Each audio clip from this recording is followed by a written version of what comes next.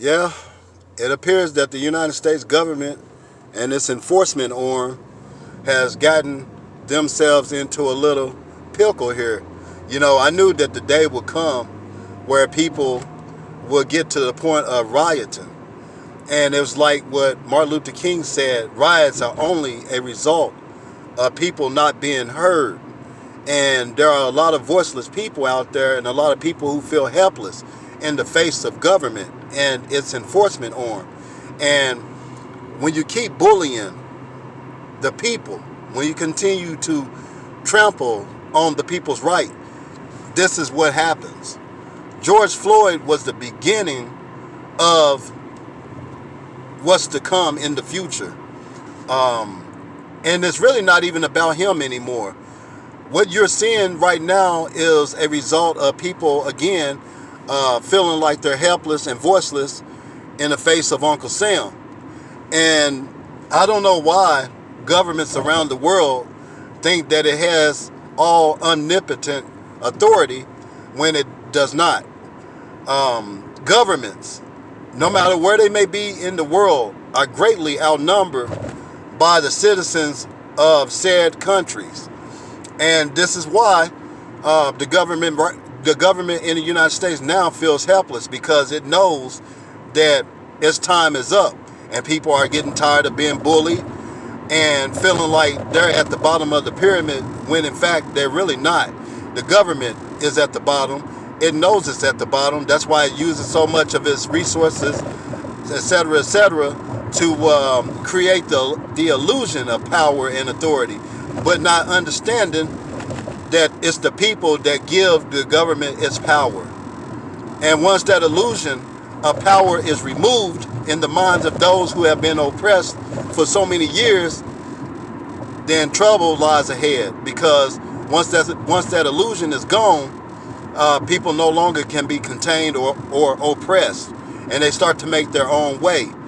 So this is what's going on. Now, I want to say also that we don't need this to turn into a race thing either, because this is never about race when it comes to the government now.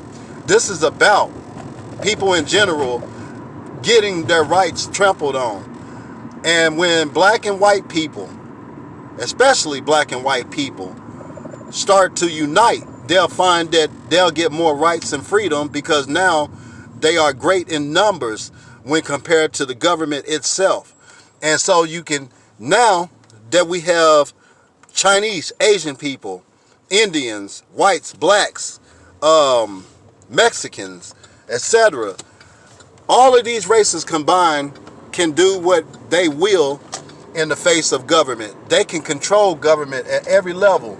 And it's because they are great in numbers when they are united.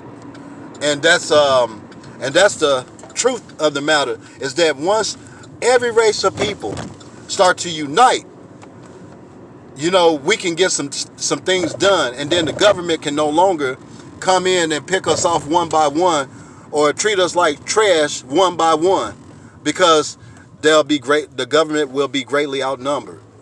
And we need to learn to stick together, because we're all in the same boat. We all paying taxes that we're not supposed to be paying. We're all getting thrown in jail for bullshit that we know we really didn't do. And even if we got thrown in jail for something we did, it's probably something relatively small. And in other words, non-violent. And so this is what it all comes down to, is that, the people have to realize, and I think they're realizing, that they have power over their government. They really do. So really, at the end of the day, let's continue to unite and put everything back into its proper perspective. We really need another system. We really need another form. I'm not going to say government, but something that is greatly better than what we have right now. And at this point, I really don't know what that is. I just know that this system has to go, and a new system has to be put into place. And the Declaration of Independence also suggests this: once government becomes corrupt. All right, I'm out.